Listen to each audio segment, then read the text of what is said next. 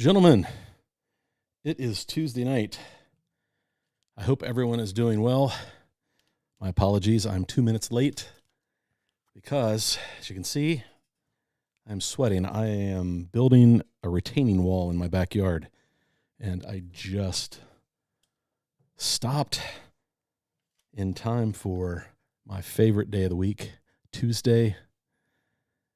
So we're going to talk slot cars tonight. Got some... Greg Kessler and Josh Reed are going to come on a little later, talk about the Michigan 24 race, kind of fill us in on that, since a lot of us have never have ever done an endurance race. So they're going to talk a little bit about that, and they're going to talk about the car, the setup with the brushless motor, and it'll be fun to catch up with those guys, listen to how the race went. Pretty exciting. Good evening, guys. Sorry, getting something to drink. Whew, I'm out of breath. I just carried about 60 cinder blocks. All right. So let's get to it. Who all's in the chat? Hopefully everybody's having a great week. I know it's only Tuesday. I'm in the midst of a pretty large project at work. It's a launch week for us. Thursday's the big day, but we started the migration to a new online banking platform, a mobile banking platform, so I'm pretty excited about it. But yeah, so Slot R, good evening, two-liners. I like it. Steve Sweeney. Hey, Chris Fretter is in the house. Hey, looks like eCam is working properly. The only thing that's missing. Wow. How can we go without the Two Lines logo? Now, all is well in the world. John Tucci, what's up? Steve. Hey, George. George, I got to catch your live stream. I kind of listened to it today on my lunch hour.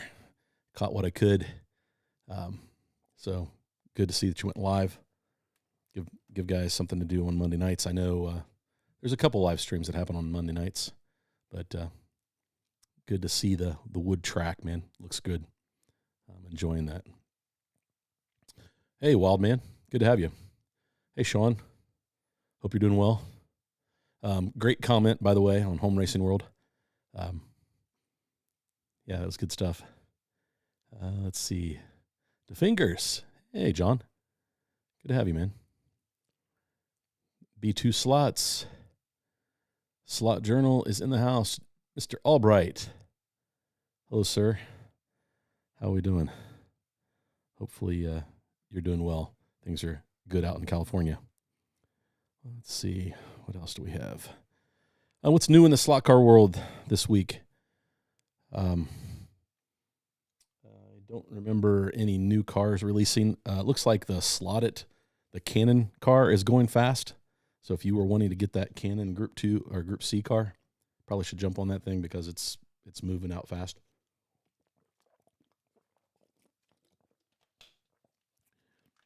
I was close, but I've got 4 Group C cars, so I'm doing pretty good. I feel like, hey, Hegeson Slots 916. Good evening. Don Young, welcome, Don. Good to have you back. Thanks for tuning in this week. Just an FYI, I have my milk and animal cookies ready for this evening's meeting. That's good. I like the pink iced animal crackers, cookies. I get those every once in a while. Let's see. Hey, Drake. Thanks for hanging out. Hey, Daryl. Welcome. Good to have you guys. Wow, a lot of activity. Hey, Bob. Welcome. Slot R, how are things your way? You're up late tonight. Good to hear from you. Hey, Brandon. Yes, fellow lunatics. Yes, that we are.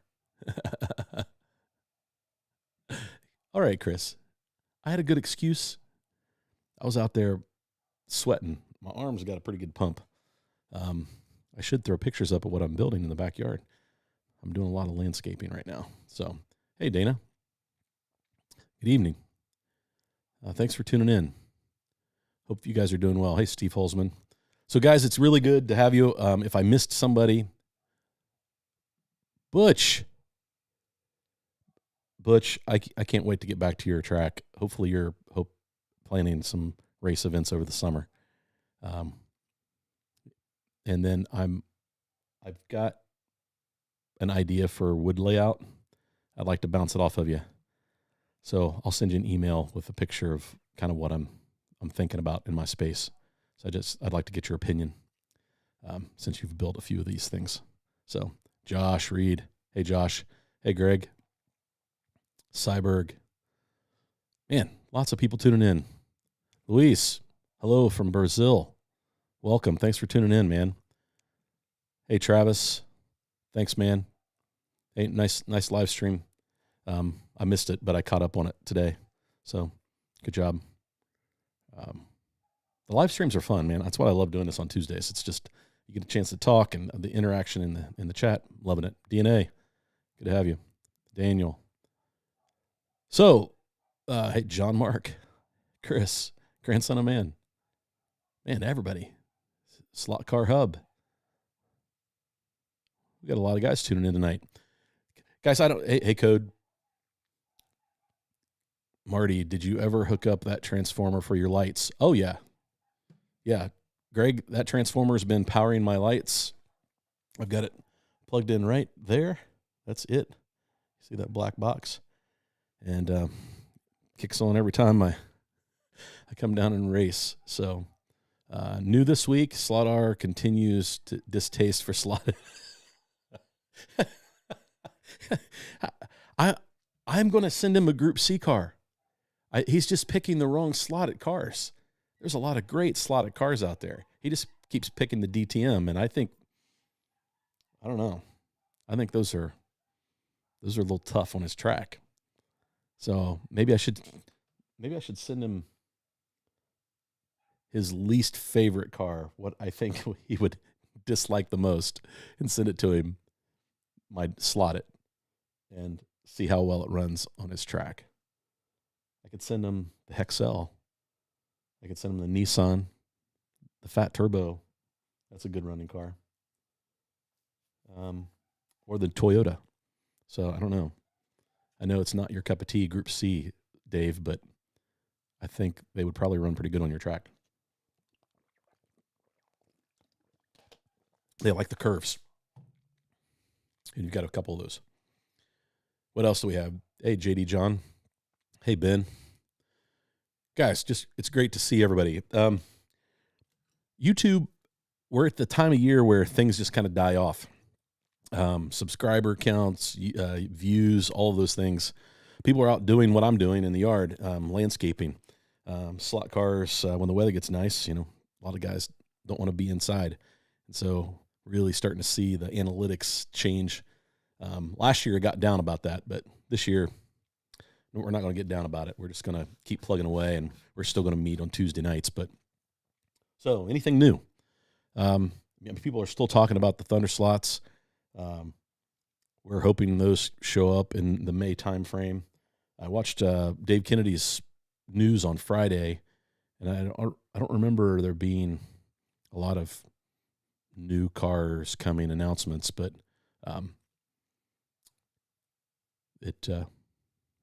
hey Dan, thanks for tuning in, man.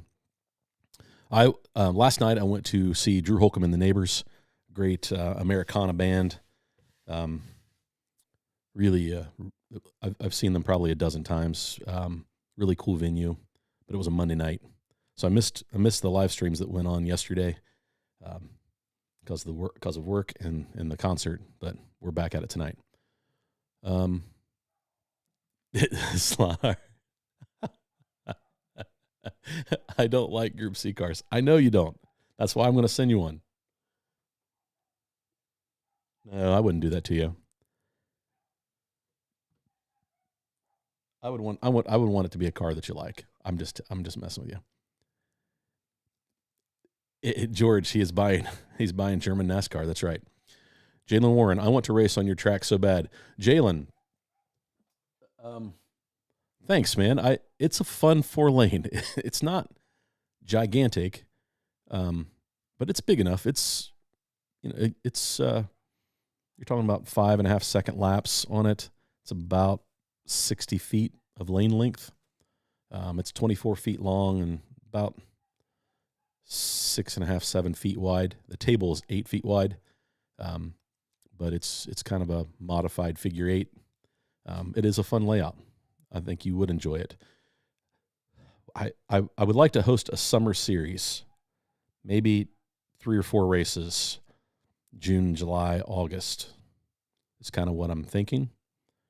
But John Mark is saying I can't do it in my basement, that there'd be too many guys show up to race. I don't think that's the case, but it would be a lot of fun to host a couple of races this summer. And if anybody who's close would want to make the trip over to Chillicothe, Ohio, you could get a chance to run on this. But maybe I do an RSVP, people who are thinking about coming. And if the number is big enough, then maybe we move the track over. We got a couple of spaces that we could probably use that are close by, that we could set the track up temporarily. Anyway, Jalen, thanks, man. I appreciate that. Dusty wearing my favorite skirt just for you, sweetheart. That's funny. Sounds like a driver issue. Yeah. That's funny. Group C slotted cars don't like you. Dave needs a Group C, whether he likes it or not. That's funny. Hey, Slot Car Daddy. Welcome, man. Good to have you. Hey, Vin.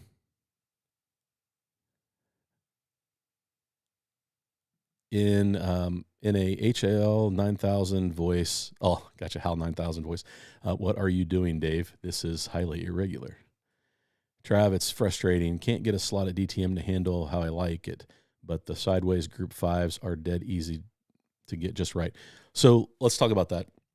Hey, Anthony. Dave, I know that sideways are...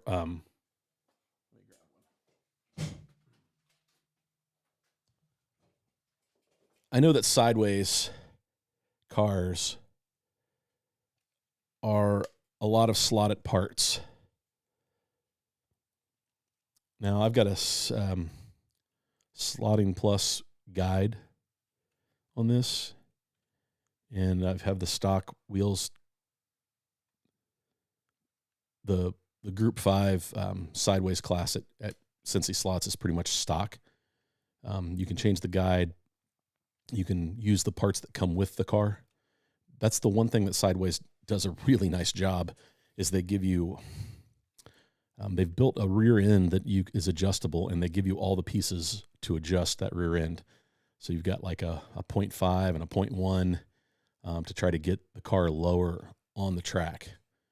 And so I'm not sure that it's fair to compare Sideways and slotted, because I think that there are a lot of slotted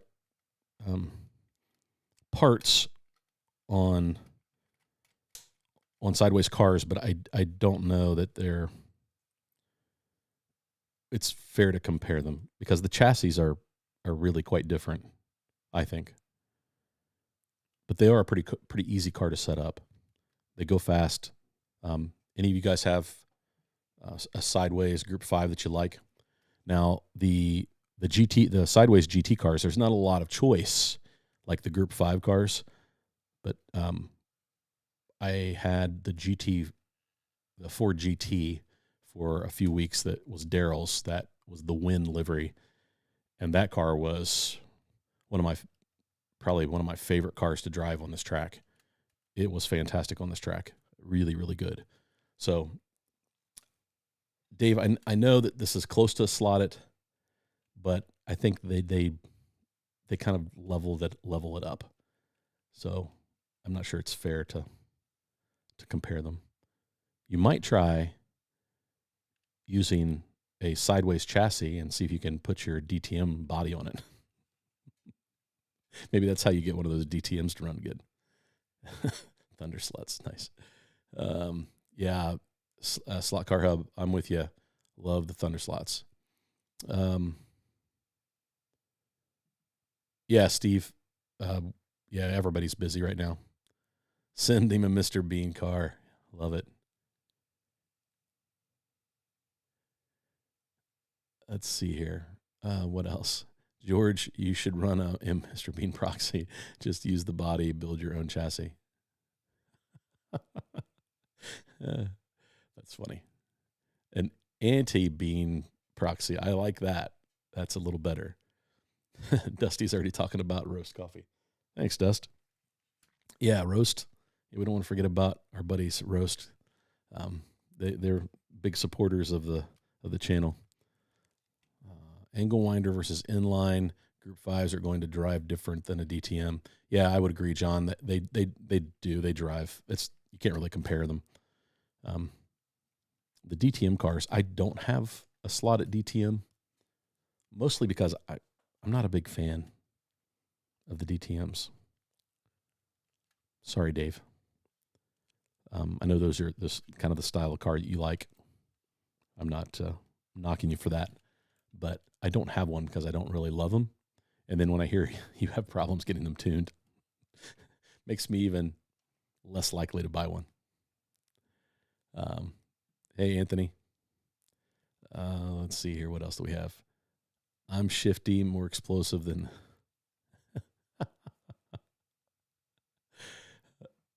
Okay, different comparison. My Pioneer Charger tuned Home Racing World's way is faster around my track than my slotted DTM Mercedes 190. Slot R, maybe that's what I need to do. Maybe I need to order one of the slotted DTMs. I think Bruce has some at Cincy Slots. I'll pick one of those up and I'll tune it my baseline tuning like I do all my cars and see how it compares to other cars on my track. And then if it does well, I'll send that car to you and you can test it on your track. Then we can find out if it's the track or, like Travis said, the driver. I think it's the car. I think it's the chassis. I don't think those DTM chassis work real well, if that makes sense. Maybe you just haven't found exactly what you need to do to it. It's not, their chassis aren't warped, are they? Because that could cause a lot of problems. Yeah, George asked, what is it doing, Dave?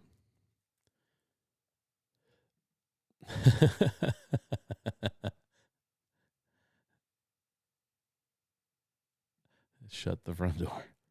Major triangle with the Charger. Yeah. Yeah, John, it does. I mean, I think if you can get the Pioneers low, then they run pretty good. I would still think that the slotted DTM would work better on Dave's track than a Pioneer Charger, to be quite honest. Hey, Gene. Welcome. Yeah, Carrera DTM cars, hard to compare them to the slotted. Hey, Richie. Happy Tuesday. Let's see here.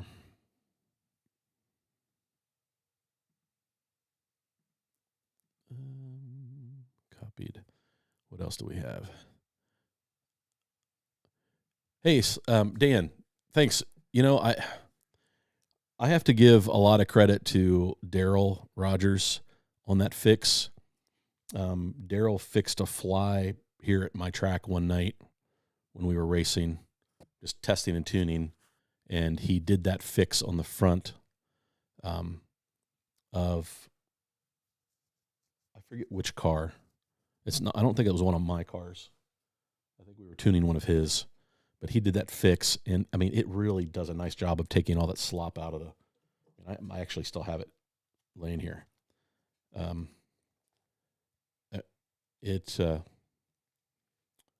What I'm going to do is I'm going to take it apart, and I'm going to sand. Steve Holzman reminded me that there's some flashing on that you can clean off of that stub axle. and probably make it spin a little better inside. But it really takes the slop out, guys. But for this is the 917 Spider. Chris Freder, you might recognize this car. And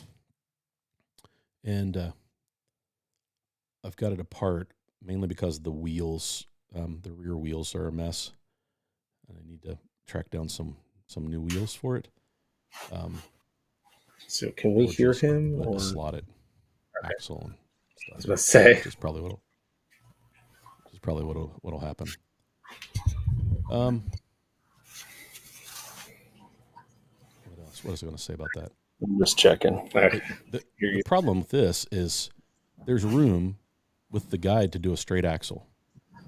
So that's the nice thing, is you can use the stub axles and keep it independent so that the front wheels spin separately, or you can do the other fix that I did the week before and put a straight axle in. And so that would that would really help. So thanks. I appreciate. I'm glad you liked that video. Thanks to Daryl. I've tuned a bunch of fly cars now. I'm looking. I probably have 10 or 12 fly cars now. Between what I've purchased and Daryl has sent home a handful of them. Those have really taught me a lot about tuning. So those are a lot of fun to run. So, and they're worth tuning, right? Like, they're worth investing the time. I think what I tried to prove 2 weeks ago with my video was 15 or 20 minutes, and you can take a whole second off the time. And the fly car went from being, it looks great, but it doesn't really get around the track very good. It's amazing what 1 second off of the lap time will do. It went from that to, man, that's a fun car to drive because it's competitive with all the other fly cars. So it's worth it.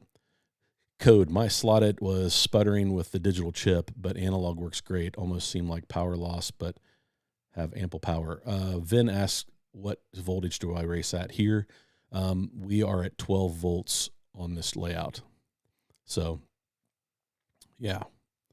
But it looks like Greg and Josh are in the green room. So whenever they're ready, we will bring them on. Let me see if there's any more questions. Dusty, does anyone else feel that NSR dropped the ball with the instructions on the Evo chassis flattener? I don't know how many people have picked that flattener up.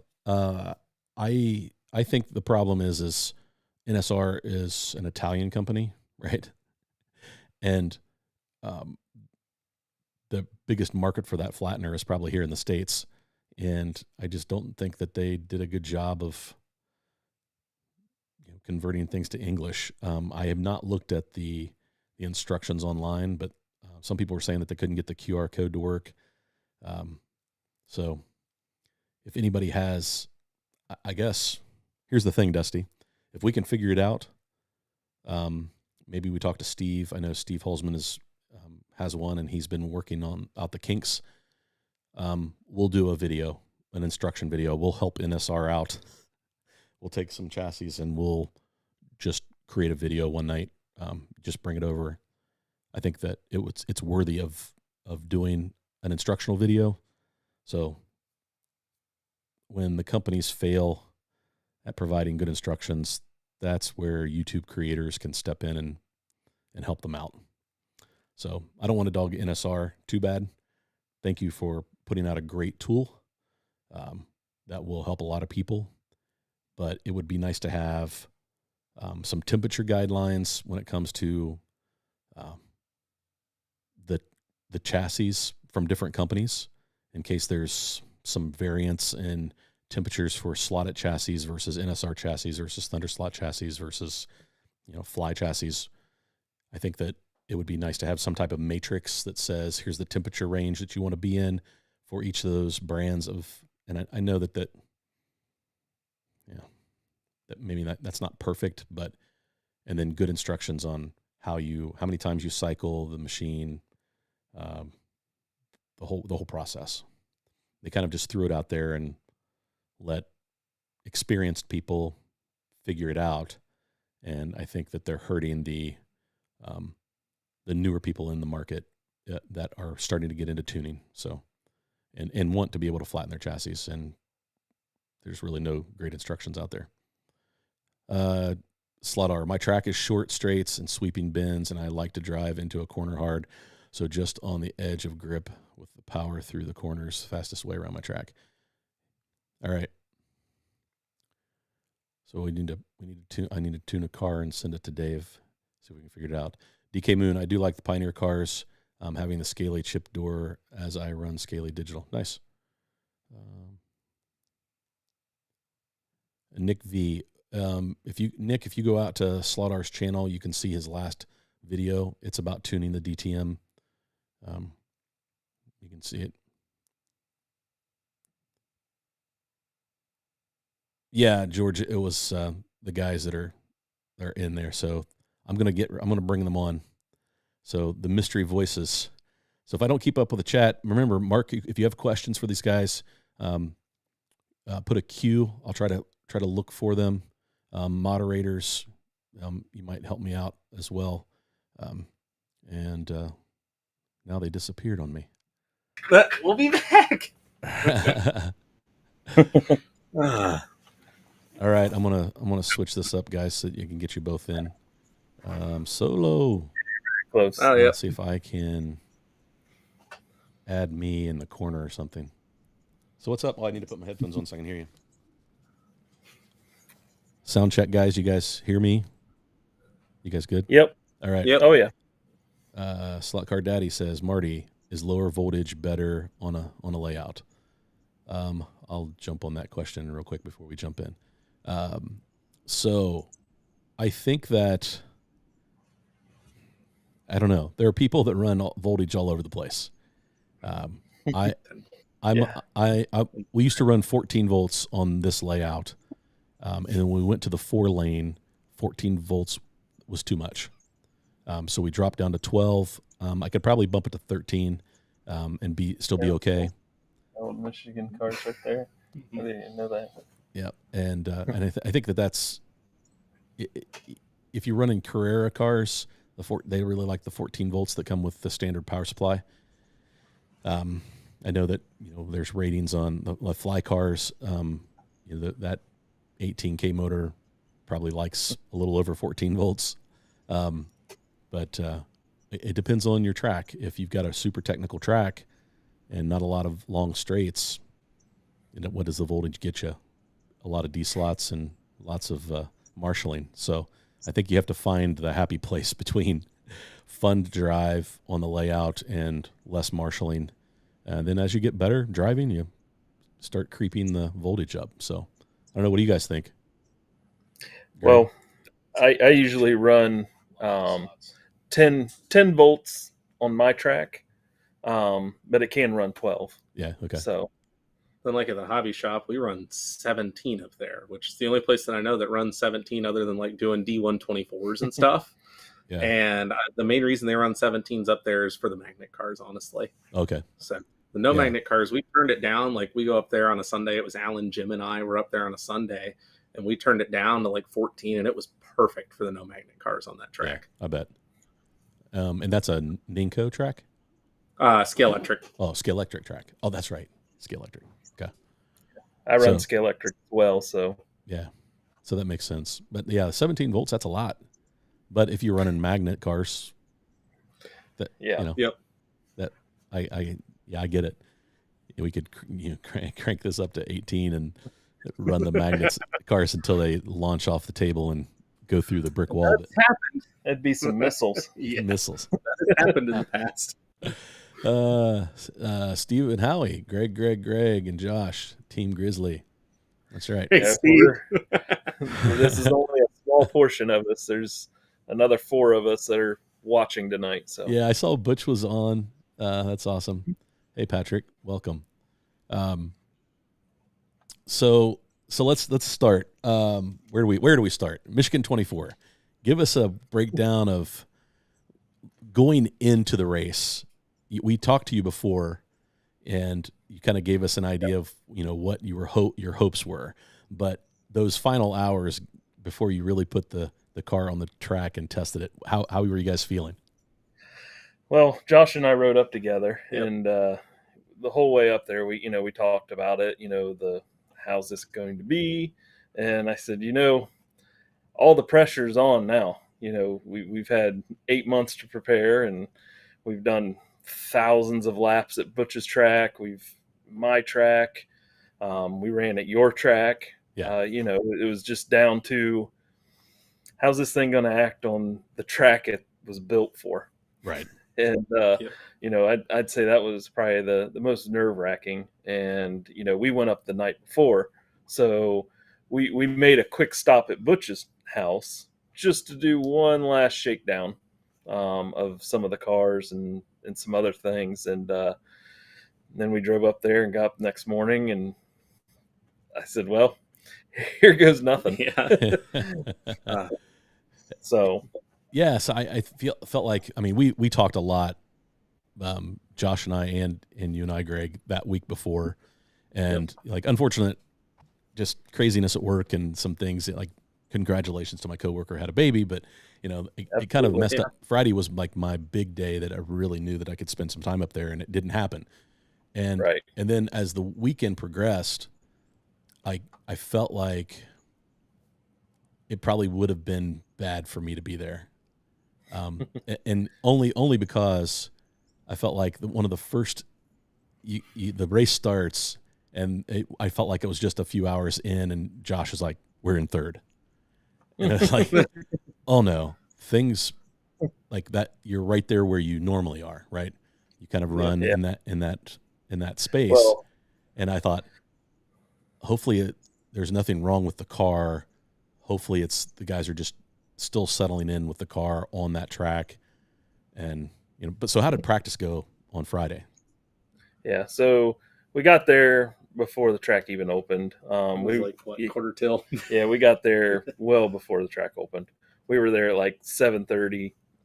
I think Mike finally came out around 10 till 5 till. But we're waiting with New York out there, and once it opened up, we hurried up, got our pit space, got everything set up, got the cars out, and started running the laps. And right off the bat, things were pretty good. I had two cars. I had obviously the Scale Auto 963, but I also had an SRC. And the SRC, you can actually run a sidewinder in that car. Do you have a chassis open? You can probably go grab one. I'll grab one. So you can run a sidewinder in that car, and I put it on the track. But it comes angle winder, but you can change the pod out, right? Yeah, you can just show them the bottom, Josh. Oh yeah, that works. So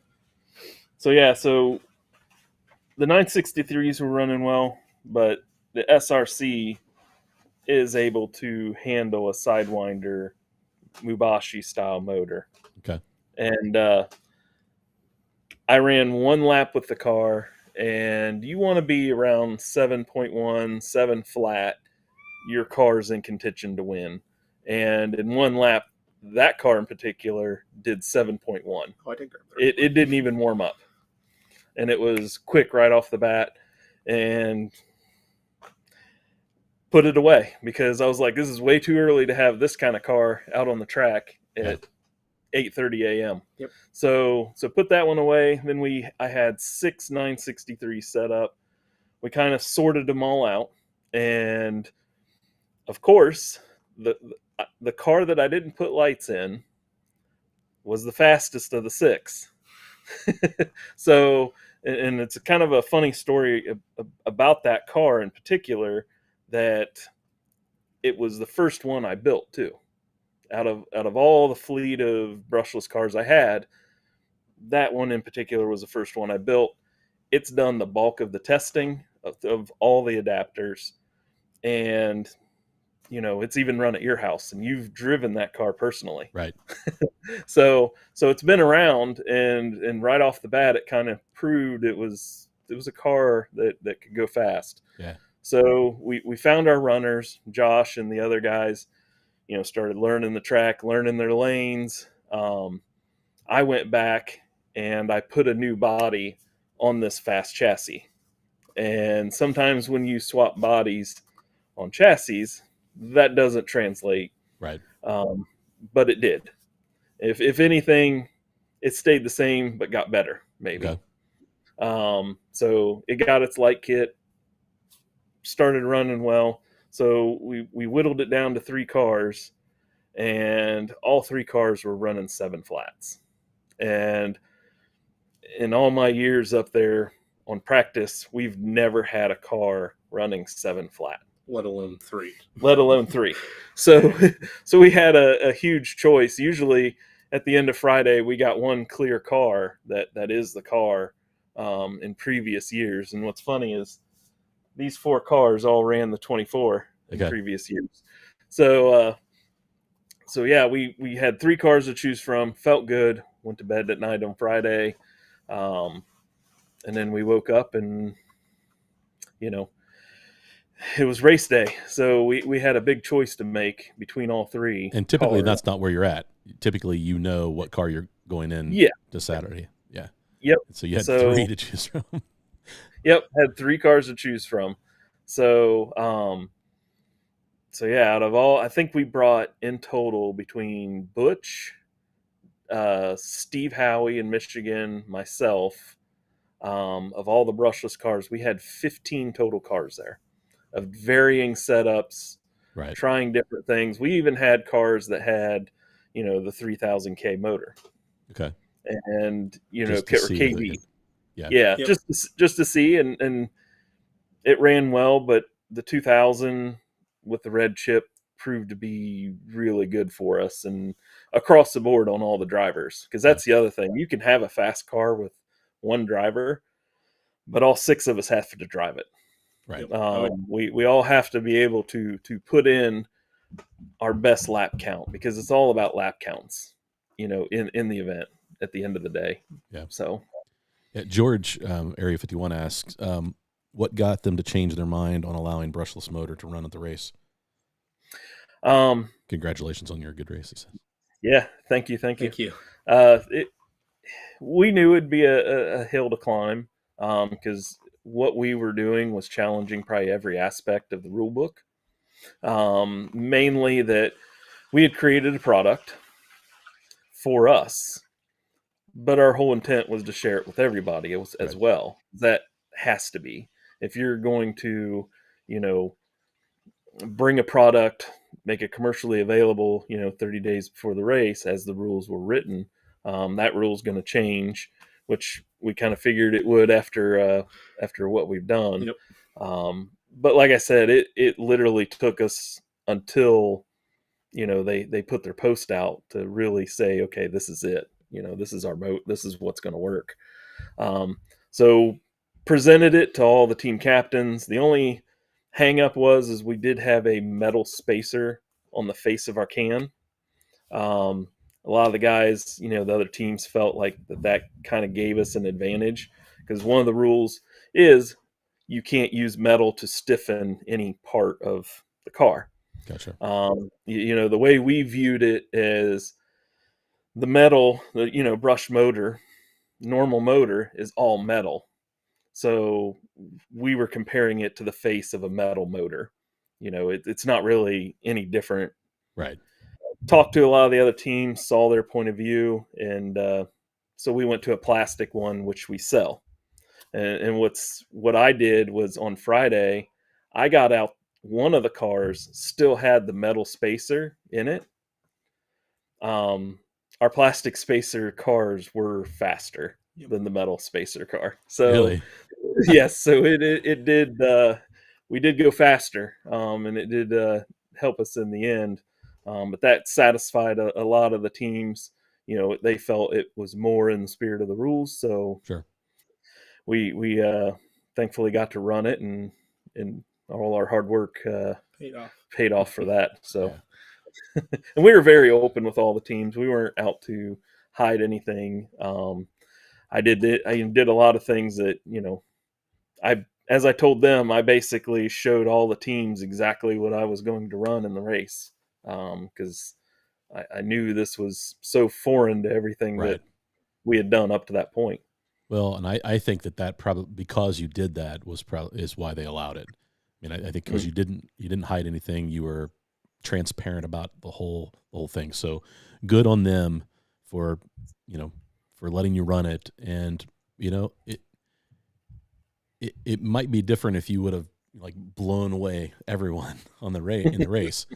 All the teams were still competitive, but Yeah. I think it's interesting how the race played out. How the car continued to get better, and you can obviously share some of that too. But what were some things that you did to the car from a tuning standpoint? Because we talk a lot about tuning in the chat. There's still chat going on about tuning a slotted DTM car for Dave. What are some of the things for an endurance car that you might look at differently than just setting something up for your club track? Well, it took us a while to develop how we set up a car. And I say a while because the first 5 years that we ran the race, we probably have broken everything that you can break on a car. So a lot of the stuff that we've developed and how we do things on the car is what we've learned in the race. From what guide wire we should use, to what guides, to what cars work best that the body won't shatter, to what screws to use, how to brace your motor and everything else, and what gears to use. Right. One thing that we don't use in this race is we don't use a metal spur at all, whether we're running a sidewinder or angle winder. That since we switched to nylon gears, obviously brass pinion, nylon spur, we've never had a gear issue. So yeah, which is what got you in Butch's endurance race, right? yes, yeah. That's what got you in the 6 hour. We wanted to run our brushless in that race, but they weren't ready at that point. Yeah, but you ran a metal spur. Yes, and we did, and it failed twice, right? In that 6 hour endurance, which well, the second one was destined to fail. We were throwing something we knew was going to fail instantly. Once your spur goes, the pinion is gone too. So you throw a new spur on there, that pinion's going to eat alive that new spur. Oh, yeah. So we were hoping it may hang, but it was already gone. Yeah. So yeah, George has got lots of questions. Do you think they will have a separate class for brushless in the future, or just run it in the next 24-hour race? It'll be run with. Yeah. Now that might be a question for clubs across America, though, right? So I could see where Cincy Slots or Dayton or any other club track out there might say this is a brushless class, and make the motor legal there and keep it out of other classes. So that would be a decision that clubs would make. But for the Michigan 24, I think now that it ran, it's in now. So he also has another question. Follow that up with what's the biggest challenge on setting up for the brushless motor? What do you say, Josh? I'd say probably driving. It's a completely different experience than driving a brush car. Getting your weight just right, because what is it, like 8 grams, I think, versus our long can here that we have angle winder. So the total setup weighs 8 grams. The stock motor in the 963 weighs 32. So you're taking a lot of weight out of a spot that really matters. And there's a reason why the long can is designed that way, to allow you to put more weight in that area back where, you want it right by the rear axle and stuff. Yeah, so it's hard to see, but in this area, this is packed full of tungsten weight. So we got this whole can back up. I think it's around 27 grams. Okay. So, but you had to do that with putty, the tungsten putty. Yeah, that was one of the biggest struggles in figuring out how to get the car to handle. Was just Greg was setting them up, just same good weight distribution like you would a brushed car, and they just wouldn't handle the same. Yeah. Mm-hmm. And then he came up with the idea, hey, let's just shove weight in the adapter, and it worked. Yeah. Well, I think The that's other, that's the one the thing other, that you guys put together. The adapter for me was the game changer, right? To make it super easy for people to throw in any car, really. Mhm. So when you release the product on the website, how's that gone? It's been good. It's Yeah, been very busy. There's been building up stock because I'm about to, there's been a big interest overseas. sure. I held that off at first because I didn't want to be hit on two fronts. Right. But now that I've got a big enough stock, definitely I'd say next week I'll probably open that up to Canada and everywhere else. I know the slot car dude out at Yeah. or guy Yeah. out in Australia. I sent him a kit, so he's going to be getting that here soon. Oh yeah, So nice. Travis? yes, Yeah. Yeah, cool. Yeah, I yeah, know. I know. Nico was pretty pumped about figuring out how to get something to him. That's the slot car dude. yes, Yeah, so I know he was excited. He was like, "Marty, can you help me? If will you buy it and ship it to me?" And I'm like, I said, "I'll talk to Greg. We'll figure out a way to get you something. yeah. We You want want to to, buy one? Greg's going to want to sell you one. So yeah, well, want to get it in everybody's hands. The adapter. Reason we went that route instead of developing a pod was, one, it was easier. Two, it can work in any car. yeah, We now have a flat 6 adapter, so now we can literally fit in any car that's made. So yeah, potted car. yeah. And as far as the NSR goes, um, all I have to do is switch 2 wires. So I'm gonna have a do slot kit that's specifically for NSR, Okay, because everybody will just be able to plug it in, and it runs the motor in reverse since the gears are on the opposite side of the car. right. So Yeah, and I think, I mean, I'll be honest with you. I think that an NSR chassis would be a viable option for brushless, just because it's tunability and mhm. the fact that I don't know, we've been able to get the NSRs to run great on my track, great at Cincy Slots, Butch's track. They're just a very predictable car, and so I could see lots of people wanting to throw a brushless in their GT40 or their any of the GT cars. So it'd be cool. George asks, was the controller settings helpful on the motor or more difficult? They're different. I will tell you. You got the controller settings are way different with the brushless in my testing. So very much so. Now we found, popular chip that people seem to like to run now is like your 522 networks and stuff. And I'm using DeFalco as the example because that's what we mainly tested it with. And I know Greg found on some forums overseas, people were saying that DeFalco was one of the best controllers to go with for brushless. And it was interesting to see, especially like going from the 290 chip, having a bunch of turbo lag, essentially almost. You had a hesitation off the line that you really couldn't control because you had, like, we were running on Greg's track. I think we had the sensitivity all the way up and the brake all the way off just to be able to run the car around the track. yeah. Mm-hmm. And then we found out going lower resistance and networks, like your 218, 180, 148, seem to really help. And it's all personal. And from there, it's all down to personal preference. Yeah. And that's what we found because we were running 2 different chips with the same car. Different people were running different chips with the same car. Mm-hmm. So it's just down to you may like something different. Right. And the settings on the controller were kind of sometimes very backwards from what you would run on the brushed cars. To get that same throttle response, out of the car, because during the race you couldn't really tell that car had any hesitation or any, but one thing that it did have was it never stopped, and it never stopped getting faster. So that was one thing that over previous years that you always had to take care of the motor and everything else because you needed to make that last. Because the last thing you wanted to do was change a motor in a race. Right. Yeah, it's just too many laps. You lose too many laps. Yep. Steve Howie says our 963 crash test car data actually paid off this year. Yes. Yes, very much so. Yep. Yeah, we my 3-year-old son was our crash test driver. So yeah, so he got to crash test the car. We crashed it well over 50 times.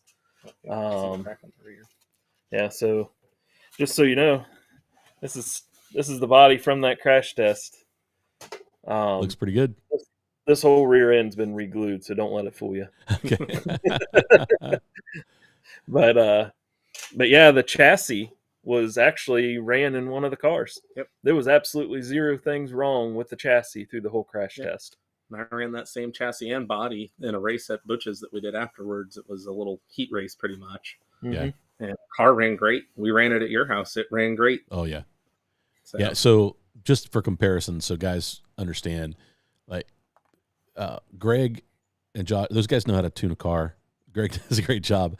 On my track, like a really fast lap is 5 flat, 4.8, is a great no magnet lap. And that car ran 4.7s, like with its eyes closed, easy. Like I jumped on and ran a 4.7, a 4.8, like the first 2 or 3 laps with it, not having the controller settings really where they needed to be dialed in. It was just, it was really that easy to drive on my track, and it performed so well. I mean, I'm running with my test car with the brushless, I'm running 5s. So that's the difference in you tuning a car and me tuning a car is about 0.3, but on my track.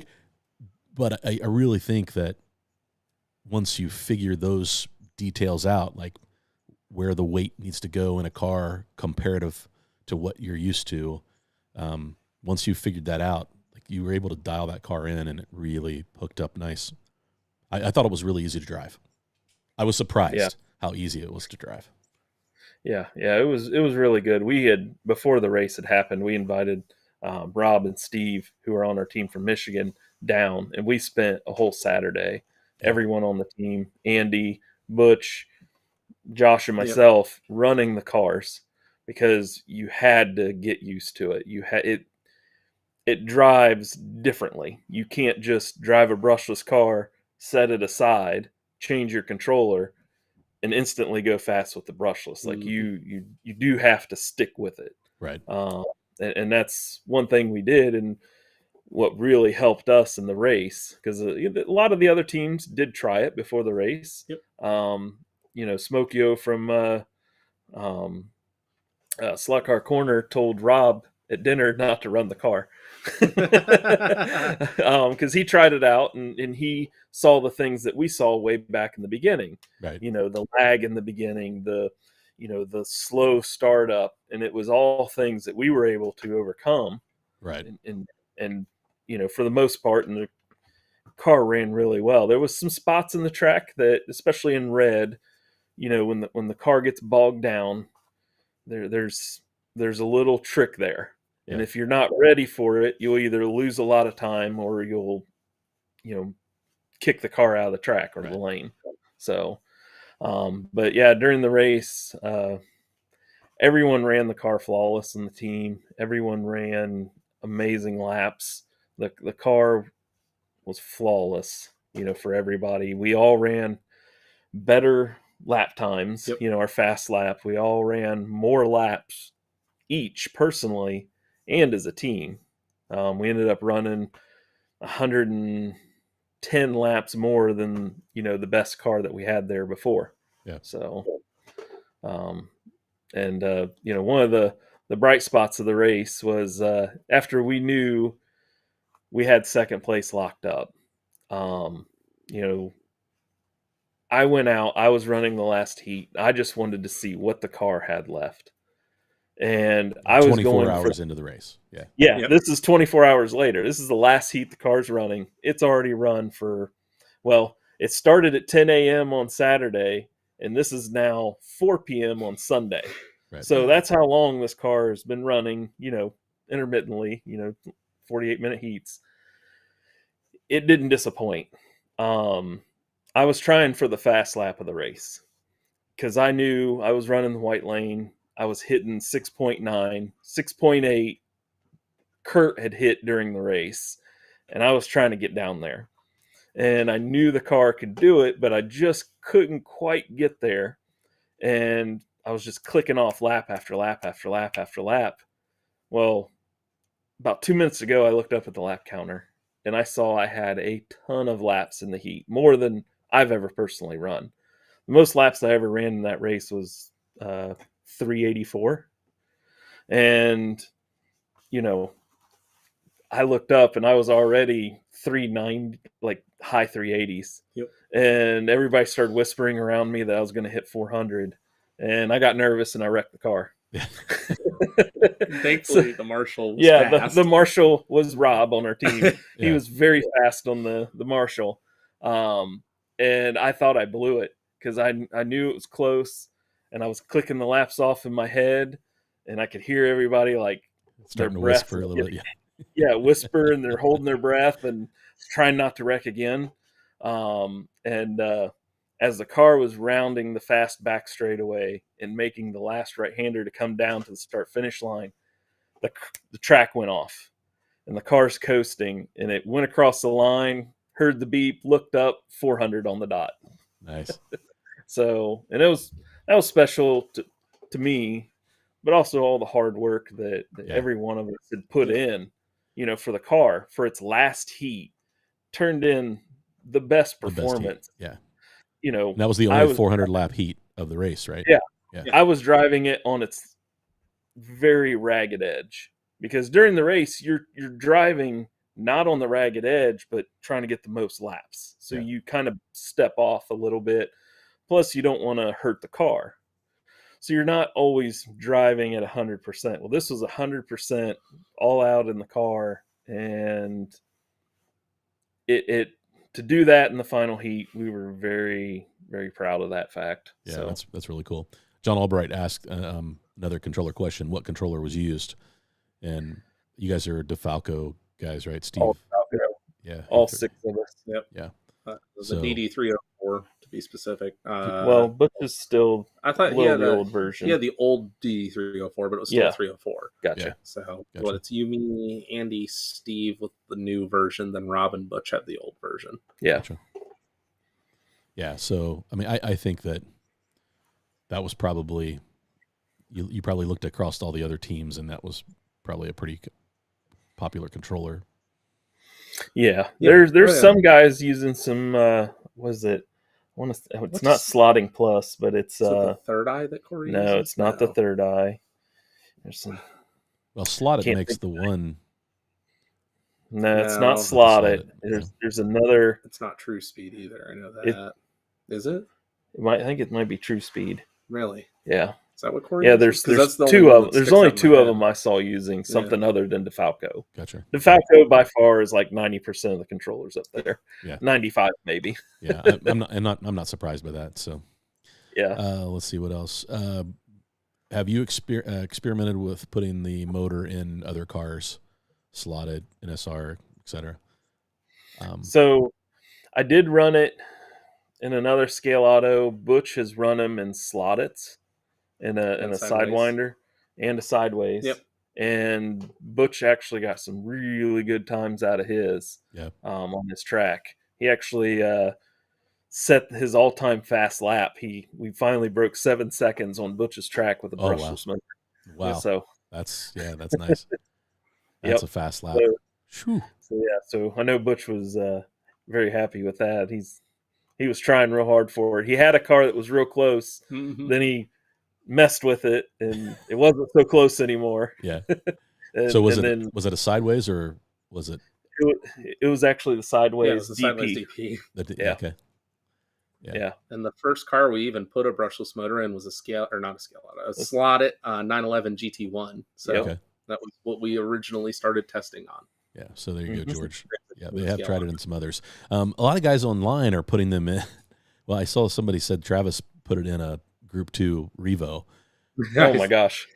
Yeah, I saw that guy put one in a Datsun. Oh my gosh! Yeah, I wonder somebody else has done that too. And I put the first car I ran it in my Elva, and that car, I had to completely retune the car. Obviously, it was pretty good in the Elva, the Thunder slot. But then I moved it to my 963, mainly because there was not a lot of room in the Elva. I was struggling with body float because of the speed controller. I could not find a place where it was not rubbing the body in some way. So that's why I switched cars, and it's been in my 963 ever since. But it's getting some laps on it. I've probably put a couple thousand laps on that now, trying to get better times, and I'm still working on the tuning. It's close, but it's not perfect. So what else do we have? Anything else? Any other questions? Yeah, Steve says our last heat, Greg hit 400 laps. Yep, that's a great accomplishment, and it says a lot about the endurance of that motor, right? That it happened in the last heat of the 24-hour race. That's I feel like that was your victory, and proved that, there's a lot of people out there that don't agree with putting these brushless motors in a 1/32, plastic car, but you prove that, especially from endurance racing, like it's probably the future there, pretty evident just because of its longevity.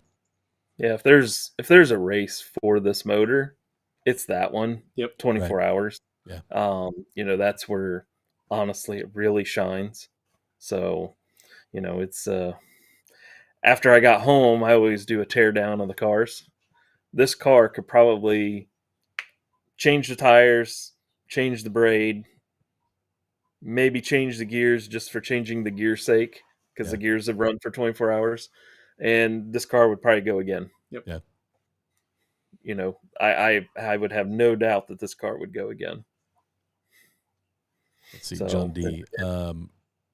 Disca 24-hour digital racers talk about motor changes around every 4 hours needed. Wow. So, yeah, that would definitely change that.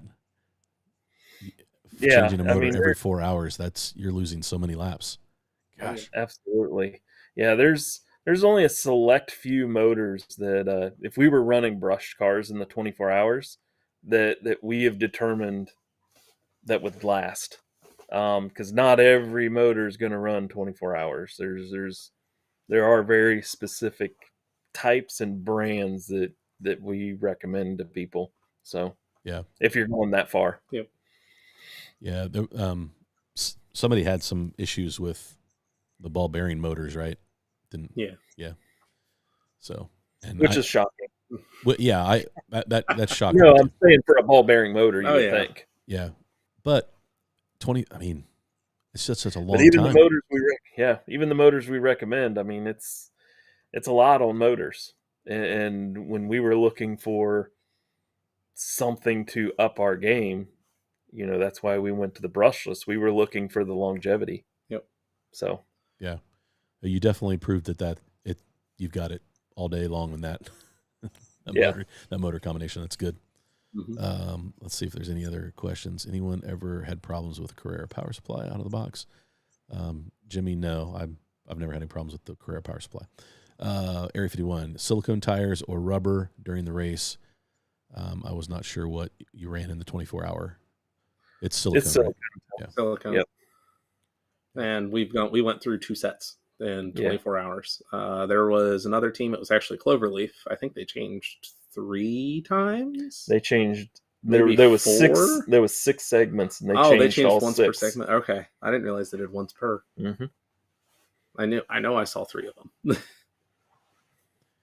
Yeah, John Albright says, I'm thinking my Karstein controllers might be the ticket 25-step adjustable throttle profile from soft to aggressive. Yeah, he probably wouldn't have any problems with that Karstein controller with the brushless because he's got enough adjustment to. Yeah, the only thing they said on this brushless forum was they were seeing problems with wiperless controllers. Like the so slot. It doesn't. Yeah.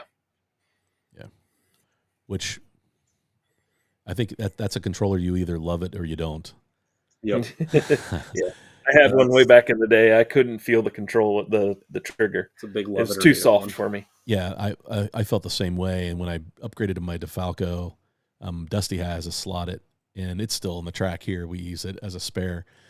And he continued to run with that, and then used my DeFalco one night, and then it was like the next week he had ordered because you do miss that. And I think they have a version that is not magnetic, that actually has some trigger feel to it, and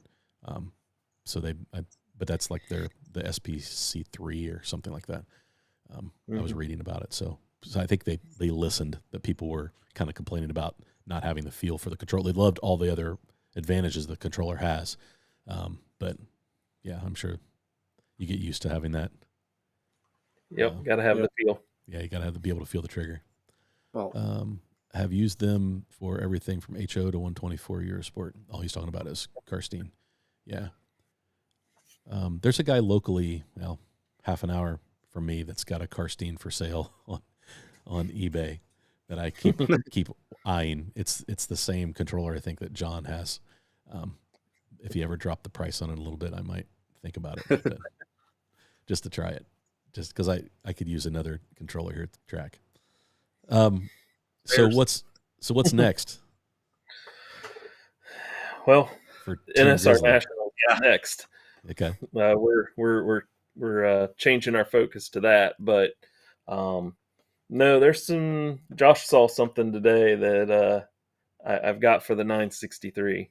So that's pretty cool. It's different. Yeah, the Very different. The 963 we ended up running was very different from the other 5. Okay. It had some specific things in it that the other ones didn't have. That now I was able to purchase more of, and hopefully maybe replicate it. And who knows, this car may show up again next year if nothing else works. Right. Yeah. Exactly. Well, I mean, you can't go wrong. I mean, obviously, you're going to refresh that car and test it. Yeah. But then you probably have some other ideas that you'd like to throw at some cars to test for next year, right? I mean, you're always trying to improve year in. There's a bunch of new cars coming out that we're interested in. To see if it further enhances, the handling. We know the speed is there in the motor. We know the endurance is there. It's just finding that other combination of motor pod, chassis, and car that maybe better suits everything than the car we ran. Yeah. So what are some of the other teams? What cars were other teams running? So Cloverleaf ran a Mr. Slot car 333. Really? We ran a 960. Yeah. Surprisingly, that car took a beating, honestly. They built a phenomenal car. They built a really, really good car. As much as it got beat, and as fast as it ran, great job. Really good job. Team Cloverleaf. Then I think it was Slot Car Corner. They ran an NSR McLaren 720S. Chicago did as well. Mm-hmm. New York ran a Scale Auto 963 as well. Different setup than ours. Yeah, they ran the brushed version. Yep, they ran a brushed one. Then Can-Am ran a Scale Auto Corvette. It looked like it was doing well for them. Mm-hmm. So, yes, that was a variety of cars. Yeah, that's actually cool to see, because you get into some classes and everybody's running the exact same thing because this car is the fastest, right, in the Can-Am. So like when you run, everybody runs an Elva, or everybody runs a Mosler, or everybody runs So it was cool to see a variety of cars. I didn't realize the 333. I've got. What was the livery on it? Was it the yellow one? The yellow one. Okay. Yeah, I have the Olive Garden one. Nice. It's a great car. But I lost the motor in it a couple weeks ago. I was running laps, and it's the first time in a slot car that I've owned that I lost the motor. It was just all of a sudden it stopped, and I've hooked it up to lots of different things. So I need to swap the motor out, but. Yeah, it's a great car. It handles really, really well. And I will say, I've got 2 MR slot cars. Yeah, both really easy cars to set up. They remind me a lot of sideways cars. Very similar. There's some slot parts on them, and they're good cars. So that's cool that they were running the 333 and that it held up. They kept the wing on to the bitter end, too. Yeah, pretty much. Yeah, I'd say the last two That's the heats, last it two finally heats. lost its wing. Yeah. And that was due to some marshalling that came off. But yeah. Sometimes those wings, when you're in a hurry, you're trying to get the car back on, you just grab it and go, and the wings can be fragile. I think Revo Slot has nailed it on their 333. Yes. It's a magnet. Yep. And it works really, really well. I was like, people need to, other companies need to consider that if the form factor would work for the wing, the magnetic connection really is a good idea.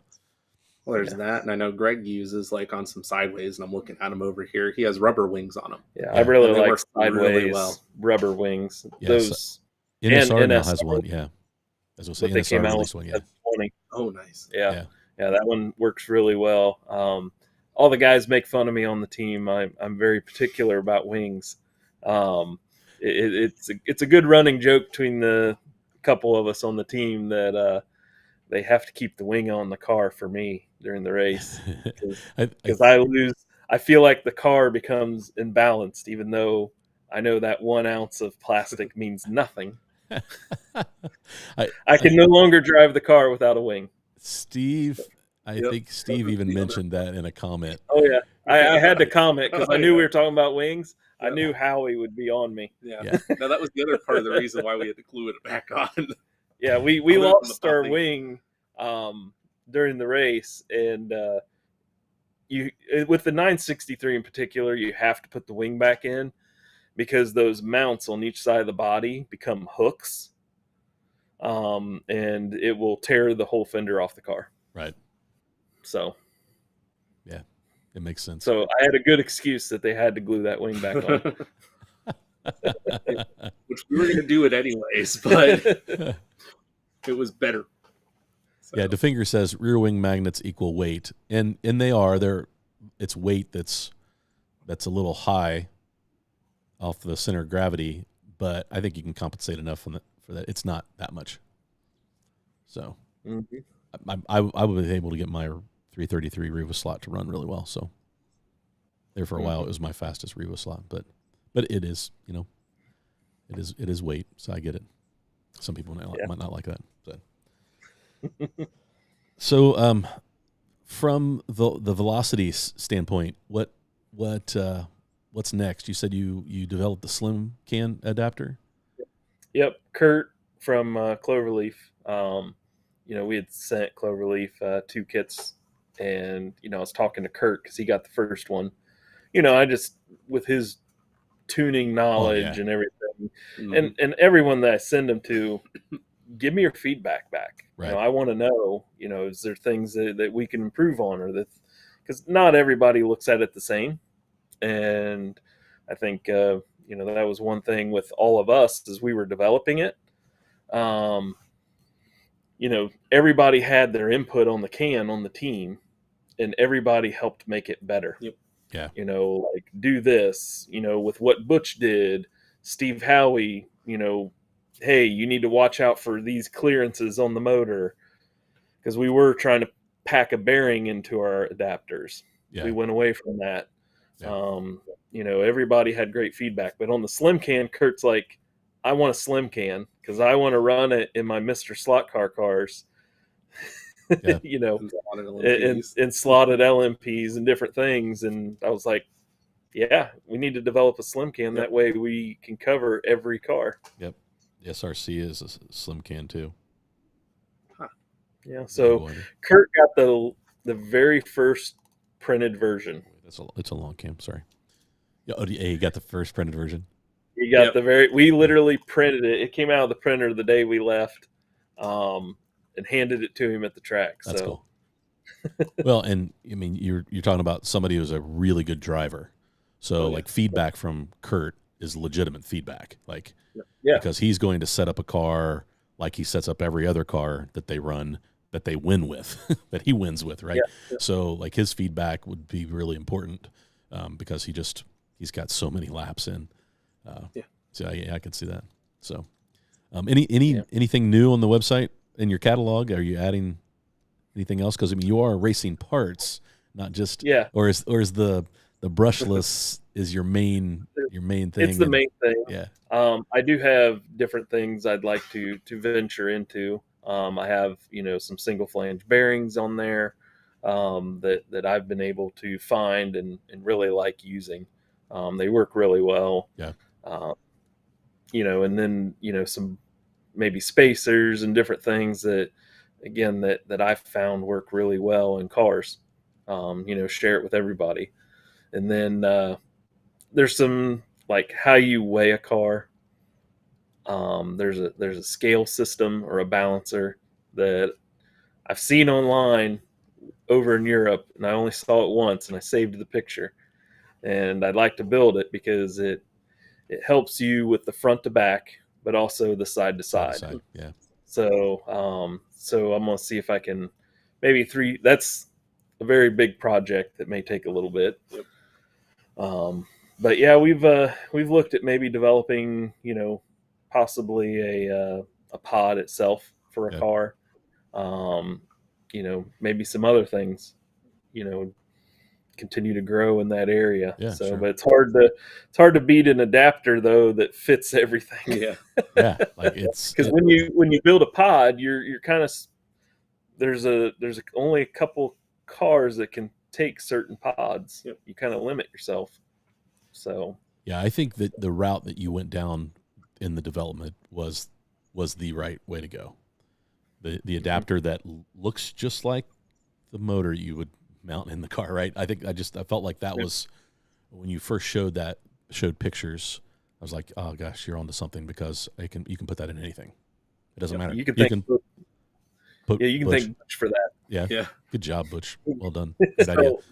the original like Butch hobbying was he took a standard short cam Mubashi motor, took out the armature, your brushes, everything. He just completely gutted it and then drilled out holes to mount the motor. Okay. And that's what we started with. And basically it all went from there. Yeah. And then you realized it'd probably be easier to 3D print this. Yeah. John Albright asks, in packing the motor can with tungsten putty, was there anything done to contain it? On some of them, no. Others, yes. Yeah. Because of how you have to assemble the motor, like you have to put the gear on. Then I took a piece of weight and I cut it the size of the motor inside. Yeah.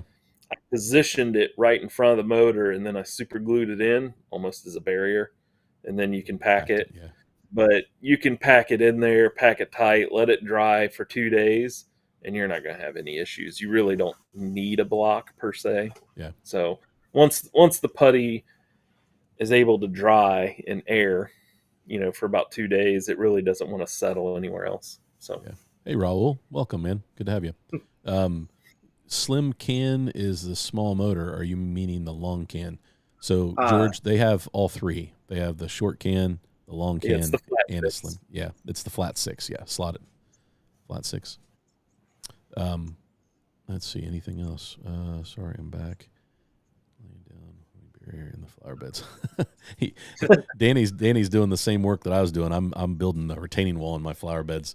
That's why I'm sweaty and I was a few minutes late. Let's see. Danny's got his priorities straight. Slotted tungsten weight was $1 a gram here, so getting expensive to weigh up a car with.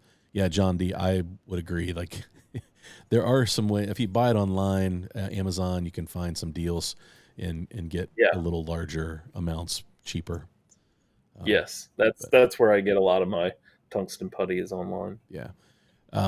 If you look, you can sometimes find it in like fishing gear stores because people use it to weight lures.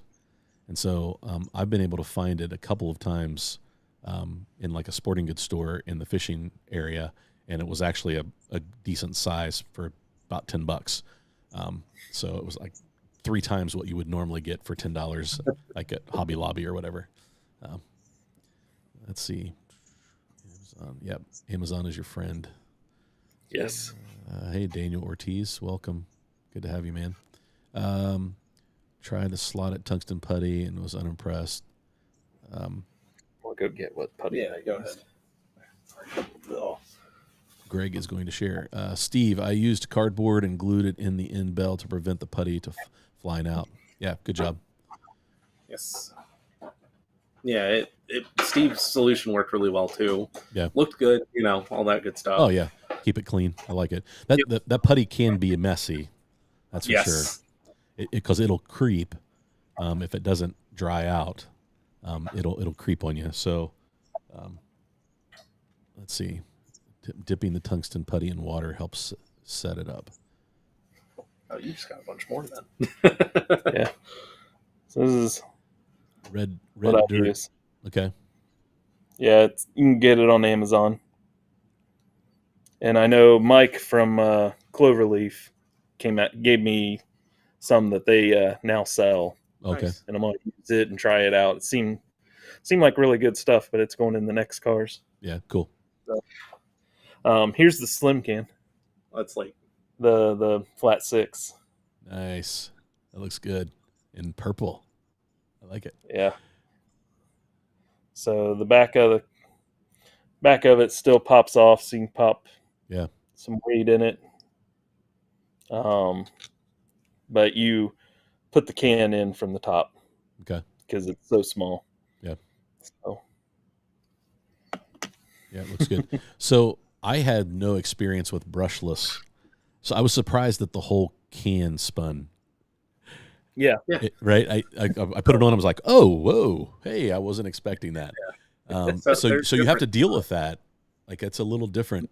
Yeah, like, so the adapter is, again, another great thing. It's a shield. Yeah, it protects that. Wires getting into that, motor spinning, and yeah, it was kind of crazy. Yeah, I learned a lot with the first brushless kit, with that brushless kit you sent me. Yeah, so this is inside our car from the 24-hour. You see the grime that was able to pick up, and also near the back. This was the cleanest car that I've ever done a post race on. Like, usually the car is just full of gunk. Looks like it's been run through the greaser, and this car was absolutely spotless inside. Yeah, that's impressive. Because you take any of the cars that run on my track apart, and they are filthy inside. Just being down in this basement. So that's cool. Well, guys, I mean, it's almost 9:30, so you've been on here for a while. I didn't mean to keep you this whole time, but it's been fun to break down the race. So you guys, obviously, Team Grizzly will be in again next year. That's exciting. And I know that they're kind of limited. It's limited to 6 teams, right? So, well, we'll see. We'll see. Well, that would be awesome if they open that up. But it's a 5-lane track, right? Yeah, yes. 6 has been the max right now. But Mike and I kind of talked. What if there was another team? How would that work? Yeah. But yeah, it's 6 right now. Works well. To grow it any more than that, I mean, it's just like the tracks over in Europe. You got to have multiple tracks with the same layout to right, because they have a bigger turnout out there. But yeah. Well, I noticed that NSR just announced today their 24-hour race that they do every year. It's not happening in 24. They pushed it off to May of 25. We're glad they are. Yes. Because we're probably going to be over there. Yeah, that's cool. Oh yeah. We're talking with some of the guys in Cloverleaf, possibly making that trip and representing our group of racers over there. That would be really cool. Compete with the best. Yeah, sure, man. And I think that would be a fun trip. Yeah, so I was glad they held it off of here. Yeah. So, so you said next up is the NSR Nationals, and that happens up at Cloverleaf on the shop track, right? We'll see. Oh, okay. Mike's got some things. I won't announce them for Yeah, him, sure. Yeah. but I do think it's going to happen in the November time frame. Okay. And there's some exciting stuff Mike is working on that I think will make a lot of people happy and interested in the event, and it gives him the things he's doing to continue to grow the good thing he Yes. has going with that event. Sure. Just as fun as the 24 is for the group of us that have been doing it for a number of years. I'll tell everybody the NSR Nationals is just as fun. Same group of racers plus more, Yep. Yeah. and even with more racers, it's the same kind of great atmosphere, good times, good laughs. So Well, recommend it to anybody. yeah, I've talked to a handful of people that were there last year. That was the first time, and every one of them has said that same thing, that they just had such a great time. They learned a lot. They didn't feel like they were out of place. They deserved to be there.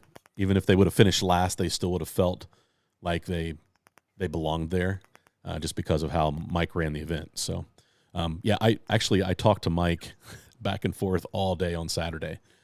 He texted me, Yep. probably, I don't know, about 3 hours in. It must have been 3:00 in the afternoon, so about 4 or 5 hours in. And he texted me, gave me a hard time for not being there, and then we just had a really good conversation back and forth. So it was really good to kind of connect with him. So, because the only time I've really connected with him was, at the 6 hour at Butch's track. And so it was good to work to build that relationship. So, yeah, I think that I could see more guys kind of in our circle. And I say that, our circle, going to the NSR Nationals this year, just because of how you guys have talked it up since you went last year. So you and Dusty. Yeah, you and it wouldn't surprise me. Like, if you'd asked me 6 months ago, I'd probably said no. But it's been, as we continue to grow in the hobby, getting exposed to new people and new things. I don't know. It's I probably I would have said that I didn't belong from a racing standpoint. Just I didn't have the experience, wasn't good enough, those kind of things. And just people like Steve Halsman saying, dude, you just need to go. It's a blast. You'll learn so much. So go for the learning experience. Who cares how your car performs and how many laps you get in and where you finish? Just go for the experience. And then, obviously for my YouTube channel, it would be fun to report back to, all the guys that, show up on Tuesday nights that we, sit through me blabbering for an hour and a half, to share that experience with them. And maybe I get to meet a bunch of guys that have only just been this kind of relationship, online, and we get to meet in person. So that would be a great gathering place for that. So cool. Well, we'll watch Mike's Cloverleaf when they start making some announcements, hopefully, when they start advertising and talking about the event. So we'll get filled in on what's going on. So that's awesome. Well, guys, thanks for jumping in tonight. We'll wrap the stream up. It's 9:30, and I know everybody's got a lot of things going on. I'm probably going to go back out, kick the lights on, and work in the backyard for a little bit before I hit the shower. But this has been fun. Congratulations on the second place. Congratulations on the brushless and with the adapter. I think you just got something special there, and it'll be interesting to see how that kit moves around the world in the slot car community, and you start getting reports back of race wins in lots of different tracks all over the place. That will be really cool. Yeah, that'll definitely be exciting. And then just the reception and the feedback is what I'm looking forward for too. Yeah. So are the kits in stock right now? Are you still out of stock? Yeah, I just ordered another round here today. Awesome. So he's got his new KV 2000 kV motor in. Okay. And he just got a new batch in himself, so I get all those motors in, and I'm trying out a different chip, but there's I'd like to release it, but there's some technical things I need to learn about it before I release them. But there is another chip to the red one. So yeah, very good. All right, guys, I put the link out there a little bit ago to Velocity Slot. But it is back in the chat, velocityslotracing.com. If you're interested in the kit, get out there, order it. Greg will get it shipped out to you, and then you can start experimenting. And then again, is there a good way for people to give you feedback, Greg? Yeah, just you can email the site, okay, or I'll probably put out on there my personal email as well that goes for all my slot car stuff. So yeah, awesome. Well, guys, thanks. Appreciate everybody tuning in. I appreciate you guys. I can't wait to get on the track with you. I earlier before you jumped on, I was talking about I'm really considering hosting a couple summer races, and so maybe you guys will get a chance to come up and run some more laps. So most definitely, yeah, that would be fun. So we got to make that happen. So look for an announcement soon. I gotta finalize some dates, but we're actually looking at a space to maybe move this track as it is. Oh. There's a potential kind of right across the parking lot from where I'm at. Nice. that is available.